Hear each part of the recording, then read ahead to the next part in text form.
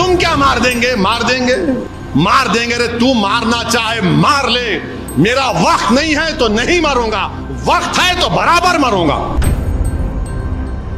اور میں ان شیطانی طاقتوں سے کہہ رہا ہوں جو بولے مار دیں گے، ایک بات یاد رکھو، میں کوئی مرغی کا بچہ نہیں ہوں۔ ایک بات یاد رکھو، مرغی کا بچہ نہیں ہوں۔ بات کے حالات تم جانو، پھر میں اتنا آسانی سے جانے والا نہیں ہوں، پیٹ نہیں دکھاؤں گا انشاءاللہ تعالی۔ تم کیا، تمہارے باپ بھی آ جائیں گے تو سامنے ٹھہروں گا میں انشاءاللہ تعالی۔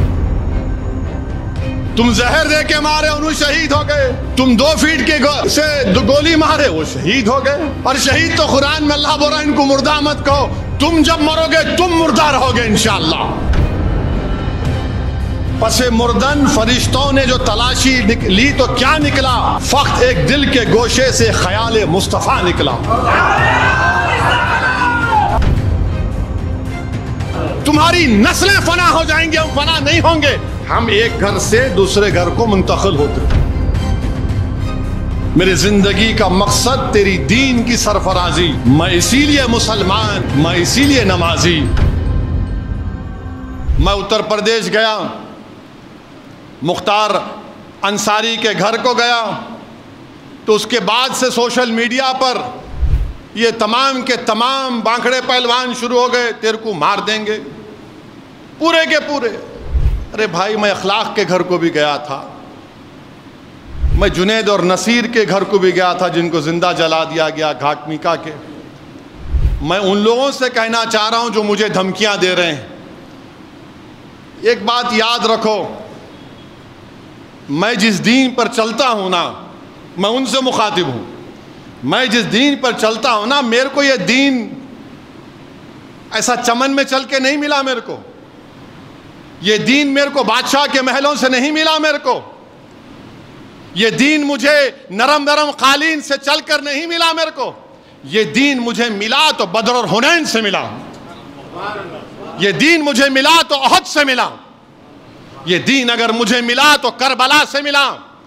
اس دین کی بنیادوں میں عباس علم بردار کا خون ہے ظالموں، تم مجھے جانتے نہیں، تم میرے دین کو نہیں جانتے۔ مار دیں گے، تو مارنا چاہے مار لے، میرا وقت نہیں ہے تو نہیں مروں گا، وقت ہے تو برابر مروں گا۔ تم کیا مار دیں گے؟ مار دیں گے۔ ارے ظالموں، قرآن میں اللہ لکھ رہا ہے کلو نفس ذائقۃ الموت، اور میں ان شیطانی طاقتوں سے کہہ رہا ہوں جو بولے مار دیں گے، ایک بات یاد رکھو، میں کوئی مرغی کا بچہ نہیں ہوں۔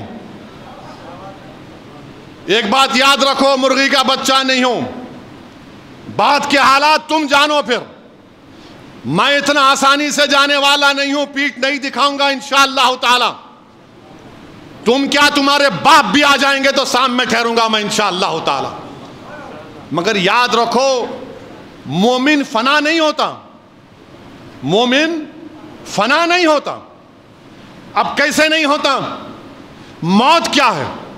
زندگی اور موت ایک حقیقت ہے نا؟ زندگی اور موت کے درمیان میں ایک حجاب ہے۔ تو ایک گھر سے دوسرے گھر کو جائیں گے آپ، تو فنا کیسے ہوئے؟ ایک گھر سے دوسرے گھر کو جا رہے آپ اور ہم، تو فنا کہاں سے ہوئے؟ تم فنا ہو جاؤ گے، ہم فنا نہیں ہوں گے انشاءاللہ تعالی۔ تمہاری نسلیں فنا ہو جائیں گے، ہم فنا نہیں ہوں گے۔ ہم ایک گھر سے دوسرے گھر کو منتقل ہوتے۔ مستدراک ایک حدیث کی مشہور کتاب ہے، عمر بن عبدالعزیز رضی اللہ تعالیٰ عنہ کہتے ہیں کہ آخرت کی زندگی کی تیاری کرو، مومن فنا نہیں ہوتا، وہ ایک گھر سے دوسرے گھر کو جاتا، ایک گھر سے دوسرے گھر کو جاتا ہے۔ تو موت سے ڈرنا نہیں ہے، مگر ڈرنا اس بات سے کہ موت کے بعد کیا ہوگا، جب خبر میں جائیں گے، جب حساب کتاب ہوگا، جب پوچھا جائے گا، جب تم سے اور ہم سے پوچھا جائے گا، اور انشاءاللہ تعالی جب ہم کو رسول اللہ صلی اللہ علیہ وسلم کا چہرے مبارک دکھا جائے گا تو ہم پکار کر کہیں گے یہ میرے آقا ہیں انشاءاللہ، میں ان کا امتی ہوں، یہ محمد صلی اللہ علیہ وسلم ہے۔ ہم ایک گھر سے دوسرے گھر کو منتقل ہوتے۔ مارنا ہے مارو، کیا کرنا ہے کرو، تم زہر دے کے مارے انہوں شہید ہو گئے، تم زہر دے کے مارے انہوں شہید ہو گئے، تم 2 فیٹ کے سے گولی مارے وہ شہید ہو گئے۔ اور شہید تو قرآن میں اللہ بول رہا ہے ان کو مردہ مت کہو، تم جب مرو گے تم مردہ رہو گے انشاءاللہ، تم جب مرو گے تم مردہ ہوگے، میں مردہ نہیں رہوں گا، میں مومن ہوں، گھر تبدیل کروں گا۔ کسی ایک شاعر نے ایک اچھا شعر کہا تھا، میری زندگی کا مقصد تیری دین کی سرفرازی، میری زندگی کا مقصد تیرے دین کی سرفرازی، میں اسی لیے مسلمان، میں اسی لیے نمازی، میری زندگی کا مقصد تیری دین کی سرفرازی، میں اسی لیے مسلمان، میں اسی لیے نمازی۔ کسی ایک عاشق رسول نے بڑا اچھا کہا موت خبر کے بارے میں، کفن کے بارے میں، اب میں ان ظالموں سے کہہ رہا ہوں کہ پس مردن فرشتوں نے جو تلاشی لی تو بھلا کیا نکلا، پس مردن فرشتوں نے جو تلاشی لی تو کیا نکلا، فقط ایک دل کے گوشے سے خیال مصطفیٰ نکلا۔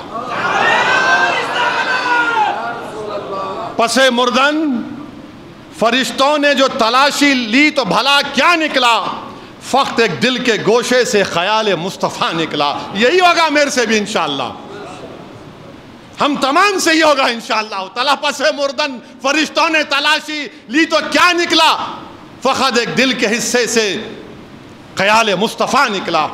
میرے بھائی یہ ہماری پہچان ہے، اور یہ ظالم جانتے نہیں، یہ مردہ لوگ ہیں، یہ جانتے نہیں۔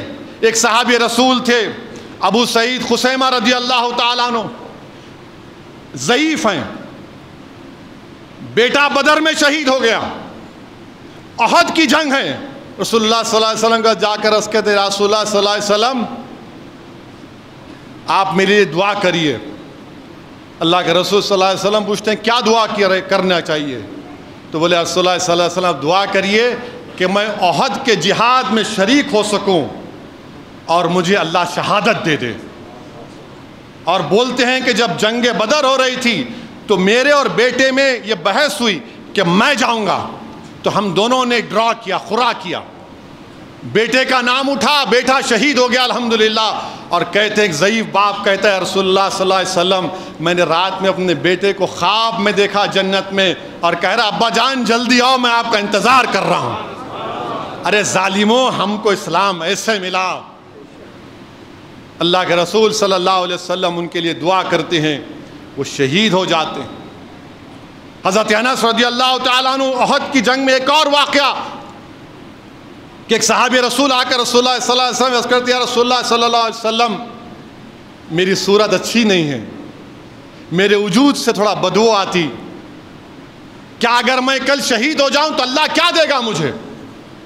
اللہ کے رسول صلی اللہ علیہ وسلم فرماتے ہیں اگر تو جہاد میں شہید ہوگا تو اللہ تجھے جنت دے گا، تو شہادت کے اعلیٰ مقام پر پہنچے گا۔ وہ جنگ میں حصہ لیتے، شہید ہو جاتے، جب ان کی لاش کو دیکھتے ہیں تو چہرہ نورانی ہو جاتا، جسم سے خوشبو آتی ہے، اور رسول اللہ صلی اللہ علیہ وسلم فرماتے ہیں کہ جنت کی حوریں اس کے استقبال کے لیے کھڑی ہوئی ہیں۔ تم ہم کو مارتے، مارو پیارے، کون روک رہا تم کو؟ میری زندگی اللہ لکھ دیا ہے جب میں اپنی ماں کے پیٹ میں تھا، میری ذلت، میری عزت، میری رزق، سب چیز اللہ لکھ چکا ہے، تم کیا لوگے مجھ سے؟ ارے یاد رکھو دنیا میں رہیں گے تو غازیوں کی طرح رہیں گے، یا پھر موت آئے گی تو شہادت کو پسند کریں گے، اور حشر کے میدان اپنے ماں باپ کو شرمندہ ہونے نہیں دیں گے انشاءاللہ تعالی۔